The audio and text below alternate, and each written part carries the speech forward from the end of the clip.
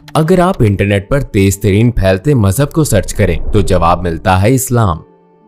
हालिया सालों में होने वाली रिसर्च ने दिलचस्प तौर पर ये नताइज जाहिर किए हैं। हम उस कम्युनिटी की बात कर रहे हैं जिसकी आबादी तकरीबन 2 बिलियन यानी दुनिया की चौथाई आबादी है। ये सबसे ज्यादा आबादी वाले मुल्क चाइना से भी काफी बड़ी तादाद है। एक तरफ ये वो मजहब है जिसे मीडिया सबसे ज्यादा बदनाम करता है। मुसलमान लोग हैं, इस्लाम नजरिया है लेकिन बुरा नजरिया है। और दूसरी तरफ ये वो मजहब है जिसे सबसे ज्यादा लोग अपना रहे हैं। क्या ये अजीब बात नहीं है? हमारे सामने एक दिलचस्प मंजर है। इंटरनेट पर हर तरफ लोग कहानी सुना रहे हैं कि वो कैसे मुसलमान हुए। सेलिब्रिटीज जो आए दिन मुसलमान होने का ऐलान करते हैं। मसलन हाल ही में एंड्रयू टेट पर बहुत बात की गई। इस्लाम खूबसूरत है और जब से मैंने मजहब तब्दील किया है मैंने अपने अंदर महसूस किया और मुझे लगता है कि इसमें बहुत से मसाइल का हल मौजूद है जिनका हम आज दुनिया में सामना कर रहे हैं। साबिक डच MP जोराम वॉन क्लेवरन। मैंने एक इस्लाम मुखालिफ किताब लिखने का फैसला किया जो इस्लाम मुखालिफ किताब के तौर पर शुरू हुई, खुदा की तलाश में बदल गई और आखिर में मैं मुसलमान हो गया। साबिक रॉक स्टार कैट स्टीवंस जब यूसुफ इस्लाम बन चुके हैं, क्योंकि जब मैंने कुरान पढ़ना शुरू किया तो इनमें से एक चीज जिसके बारे में मैं पढ़कर जाग उठा वो ये थी कि कुरान आपको सोचने पर मजबूर करने के लिए हदायत से भरा हुआ है, ना कि आपको रसूमात पर मजबूर करने के लिए। हर साल हम गैर मुस्लिम ममालिक की आबादी में हजारों मुसलमानों का इजाफा देखते हैं। ये पेश गोई करना मुमकिन ही नहीं कि अगले 50 सालों में क्या होगा, हम तसव्वुर भी नहीं कर सकते। तो वो क्या चीज है जो इतने लोगों को खींचती है? वो क्या देखते हैं कि उनमें से कुछ इस्लाम के सख्त मुखालिफ बल्कि दुश्मन होने के बावजूद मुसलमान हो जाते हैं। हमने उन 4 अहम फैक्टर्स पर गौर किया है जो मुसलमान होने के लिए लोगों के फैसले पर असरअंदाज होते हैं। वो क्या है? चलें साथ मिलकर जानते हैं। फैक्टर नंबर 1, जैसा कि हमने अभी कहा, इस्लाम वो मजहब है जिसे मीडिया की तरफ से बदनाम और कमजोर करने की कोशिश की जाती है। सारी बदनामियों के बावजूद इस्लाम में नौ मुस्लिमों के दाखिले की बुनियादी वजह ये है, ये लोग हवालों के लिए मीडिया या इस्लाम पर ना चलने वाले मुसलमानों की तरफ नहीं बल्कि कुरान और पैगंबर सल्लल्लाहु अलैहि वसल्लम की तरफ देखते हैं। उन्होंने कुरान के सबसे पहले स्टूडेंट और इसके अहकामात पर पूरी तरह अमल करने वाले शख्स मुहम्मद सल्लल्लाहु अलैहि वसल्लम की जिंदगी को पढ़ा, जिन्होंने अपने दुश्मनों का भी भरोसा हासिल कर लिया था। वो अपनी पैदाइश से उनके दरमियान रहे थे और उन्हें सबसे ज्यादा सच्चा, ईमानदार और आला इखलाक वाला समझा जाता था। आप सल्लल्लाहु अलैहि वसल्लम को कभी झूठ बोलते नहीं सुना गया। आपको अल-अमीन यानी ईमानदार कहा जाता था। आप सल्लल्लाहु अलैहि वसल्लम को ये नाम नबूवत मिलने से पहले उन लोगों ने दिया था जो बाद में इस्लाम के दुश्मन बन गए। जब आप सल्लल्लाहु अलैहि वसल्लम को नबूवत मिली तो आज से कहीं ज्यादा सख्त इस्लामोफोबिया की शुरुआत हुई। मोहम्मद सल्लल्लाहु अलैहि वसल्लम और उन पर ईमान लाने वालों को हर तरह से सताया गया और तौहीन की गई, लेकिन इस्लाम की तासीर बेबना थी। हर तरह से सताने और रुकावटें डालने के बावजूद मुसलमान होने वालों की तादाद में कमी नहीं हुई बल्कि इसमें मजीद इजाफा हो गया। आप सल्लल्लाहु अलैहि वसल्लम की जिंदगी को पढ़ने वाले ये बात जानते हैं। उन्होंने आप सल्लल्लाहु अलैहि वसल्लम को बाज रखने, इस दीन की तबलीग से रोकने के लिए हर हरबा इस्तेमाल किया। एक मर्तबा उन्होंने ये मिशन छोड़ने की शर्त पर उन्हें मक्का का सबसे दौलतमंद शख्स और लीडर बनाने और खूबसूरत तरीन औरतों से शादी करवाने की पेशकश की। आप सल्लल्लाहु अलैहि वसल्लम ने ये जवाब देते हुए इनकार कर दिया जो तारीख के सफ़ात पर नक्श है। अगर ये लोग मेरे दाएं हाथ पर सूरज और बाएं हाथ पर चांद लाकर रखते हैं तब भी मैं ये दीन और इसकी तबलीग नहीं छोड़ूंगा। या तो अल्लाह इस दीन को गालिब कर देगा या मैं खुद इस पर कुर्बान हो जाऊंगा। इस मिशन में आप सल्लल्लाहु अलैहि वसल्लम का कोई माली मुफाद नहीं था बल्कि आपने तो इस मकसद पर अपना सब कुछ लुटा दिया था और बाकी जिंदगी गुर्बत में गुजारी थी। वो लोग बाज औकात आप सल्लल्लाहु अलैहि वसल्लम को झूठा, जादूगर, धोखेबाज और मुफाद परस्त जैसे मुख्तलिफ नामों से पुकारते ताकि लोग उनकी बात ना सुने, लेकिन कोई फायदा ना हुआ क्योंकि पैगंबर सल्लल्लाहु अलैहि वसल्लम का किरदार, आपके अमाल और आपकी पूरी जिंदगी सबके सामने थी। वैसे हो ही नहीं सकते थे। इब्तदाई सालों में आप सल्लल्लाहु अलैहि वसल्लम और मोमिनों का 3 साल तक बाइकआउट किया गया। किसी को इजाजत ना थी कि उन्हें खाना फरोख्त करे। आप सल्लल्लाहु अलैहि वसल्लम के अजीज और रिश्तेदार आपसे छूट गए। जब आप ताइफ शहर में लोगों को इस्लाम की दावत देने गए तो पूरे रास्ते आप पर पत्थर बरसाए गए और आप खून में नहा गए। कभी आपने भूख की वजह से अपने पेट पर पत्थर बांधा। आप सल्लल्लाहु अलैहि वसल्लम ने अपनी 23 साल नबवी जिंदगी में बेपनाह मुसीबतें सही। फिर आप सल्लल्लाहु अलैहि वसल्लम कई साल बाद फतह मक्का के लिए गए, जहां आपको तकलीफें दी गई थीं। तो आजिज़ी से आपका सर झुका हुआ था और आपने रहमदिली से सब सताने वालों को माफ कर दिया। आप सल्लल्लाहु अलैहि वसल्लम पर ईमान लाने वाले आपकी जिंदगी को पढ़कर यूं सोचते हैं, जो शख्स ऐसी जिंदगी जिए वो अपने मकसद में झूठा नहीं हो सकता, और अगर ये शख्स झूठा है तो फिर दुनिया में कोई सच्चा नहीं हो सकता। वो इस सोच के साथ आपकी नबूवत को कबूल करते हैं। जितना ज्यादा वो उनकी जिंदगी के बारे में सीखते हैं, उतना ही वो उनकी तारीफ करते हैं। फैक्टर नंबर 2, अगर किसी को कोई नजरिया कबूल करना हो तो सबसे पहले वो क्या करता है? वो सवालात पूछता है, ठीक है ना। अगर बात अकली समझता है तो नजरिया कबूल कर लेता है। मजहब के मामले में भी यही होता है। लोग दीन के बारे में सवालात के जवाब चाहते हैं, लेकिन कुछ मामलात ऐसे हैं जो तमाम मज़ाहिब में अधूरे हैं, जिनकी वजाहत नहीं की जा सकती और जो माकूल नहीं लगते। अमूमी कबूलियत का म्यार ये समझा जाता है, मजहब का ताल्लुक दिल से है, इसका अकल से ताल्लुक नहीं। कबूल करो और आगे बढ़ो, सवाल मत करो। लेकिन सिर्फ एक मजहब में ऐसा नहीं, और वो इस्लाम है। जी हाँ, इस्लाम के अलावा कोई मजहब पूछे गए सवालात के इतने वाज़ेह जवाब नहीं दे सकता। इसकी गवाही बड़ी तादाद में वो किताबें हैं जो इस्लामी तारीख के 1400 सालों तक लिखी गईं और इनमें पूछे गए सवालात दर्ज किए गए। पिछली सदी में लिखी गई रसाले नूर की तफसीरें इसकी बेहतरीन मिसालें हैं, जिन पर गौर फिक्र की बुनियाद जहानत और दिल है। कोई और मजहब सबूत पर मबनी नहीं है, जबकि इस्लाम दर्जनों सबूत पेश करता है। हत्ता कि अगर आप YouTube या गूगल पर टाइप करें तो कुछ सबूत आप आसानी से पढ़ सकते हैं। कुरान की बहुत सी आयात और अहादीस हमेशा अकल के इस्तेमाल और इल्म, साइंस सीखने की हौसला अफजाई करती है, ताकि वो समझ लें कि इस्लाम सबसे ज्यादा अकली मजहब है। ईमानियात में बुनियादी तरीन चीज यानी अल्लाह पर ईमान पर गौर कर लेना ही काफी है। इस्लाम ही खालिक कायनात की सबसे वाज़ेह तारीफ देता है, जबकि कोई दूसरा मजहब खालिक कायनात की सिफात को मुकम्मल अंदाज में पेश नहीं करता। इस्लाम में उसे उसकी सिफात और कायनात में अपने तख्लीकी कामों के साथ बयान किया गया और उसका तफसीली तारुफ पेश किया गया है। अगर कोई मजहब खालिक कायनात की मालूमात ना दे तो उसे सच्चा मजहब कैसे समझा जाए? क्या गैर मालूम एनर्जी जैसे टर्म्स इस्तेमाल करना मुनासिब है? अगर आप सिर्फ इसे वाहिद म्यार समझ लें तो चंद ही मज़ाहिब बाकी बचते हैं और अकली गुमराहियां और अकली गलतियां सवाए इस्लाम के इन तमाम मज़ाहिब की वजाहतों में देखी जा सकती हैं।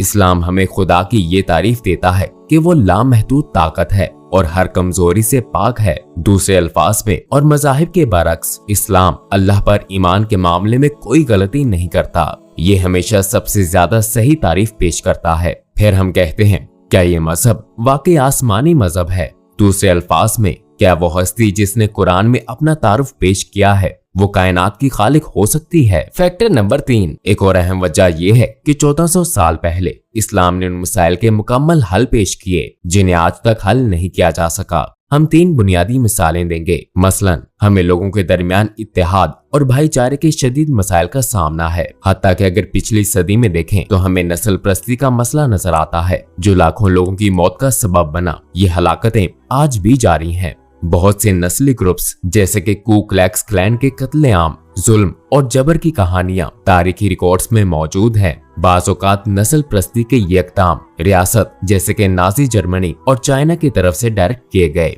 ज्यादा दूर जाने की जरूरत नहीं, हम ये तस्वीर देख सकते हैं। 1958 में ब्रसल्स में ली गई थी। अगर आप इंटरनेट पर ह्यूमन जू लिखें तो आपको ऐसी तस्वीरें नजर आएंगी। वो अफ्रीकी स्याह फार्मों को पिंजरों में रखते हैं और लोगों को ऐसे दिखाते हैं जैसे वो जानवर हो। इन लोगों को देखें, क्या ये खूब तफरीह करते हुए नजर आ रहे हैं? क्या उनका ये सब करना बच्चे की तौहीन नहीं है? ये सिर्फ ब्रसल्स की बात नहीं, ये इंसानी जू 1900 की दिहाई से लेकर उस दौर तक USA, फ्रांस और जर्मनी जैसे मुल्कों में रहे हैं। लेकिन ये तरक्की याफ्ता और मुहज्जम मुल्क है, ये तो इस तरह के काम नहीं करते ना। आइए देखते हैं इस्लाम, जिसे बैकवर्ड कहते हैं, इस मामले में क्या तरीका अपनाता है। ऐ लोगो, हमने तुम्हें एक मर्द और एक औरत से पैदा किया और तुम्हें कौमें और कबीले बनाया ताकि तुम आपस में पहचान रखो। बेशक अल्लाह के यहाँ तुम में ज्यादा इज्जत वाला वो है जो तुम में ज्यादा परहेजगार है। बेशक अल्लाह जानने वाला खबरदार है।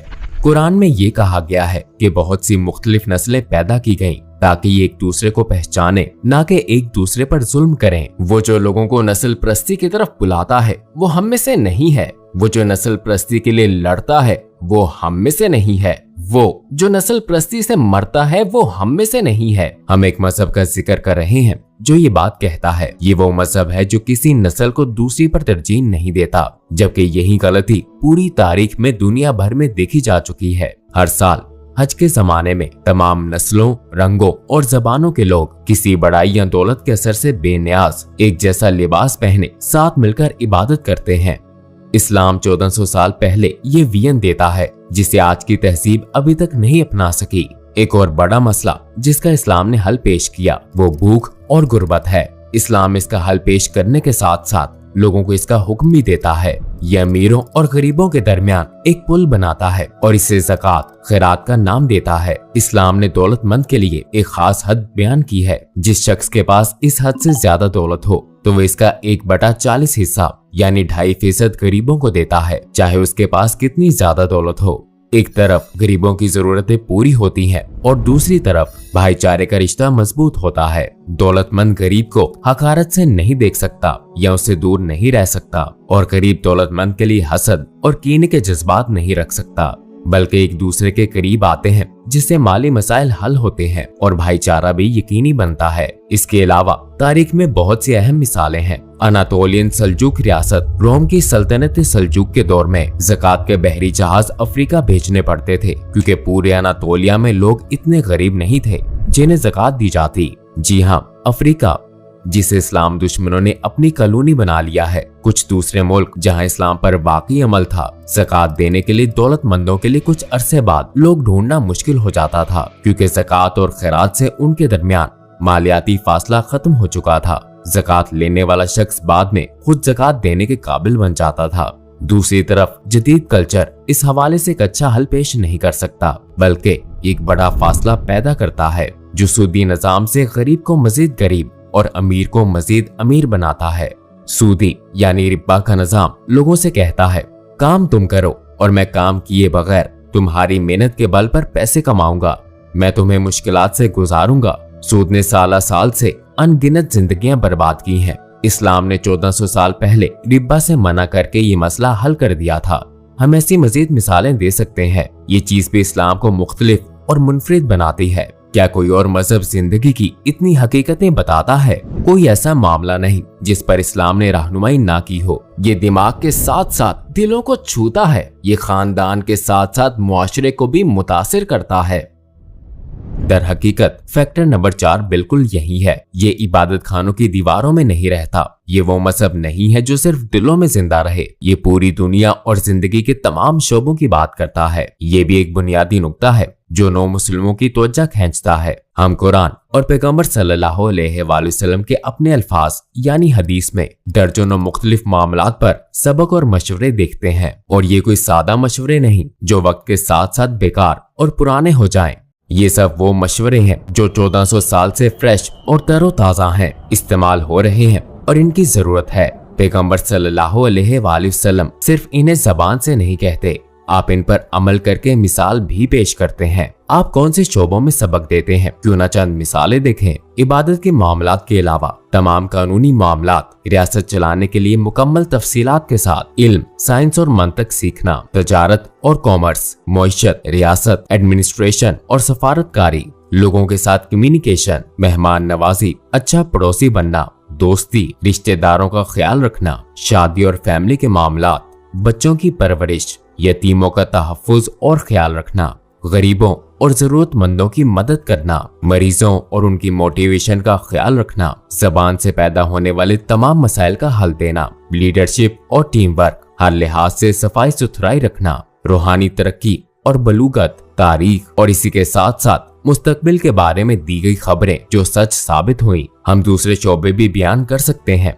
क्या आपको मालूम है दूसरी दिलचस्प चीज क्या है? हम 6वीं सदी ईस्वी का जिक्र कर रहे हैं और ऐसा करने वाला शख्स सिर्फ एक है, और उस शख्स ने पढ़ना और लिखना भी नहीं सीखा था।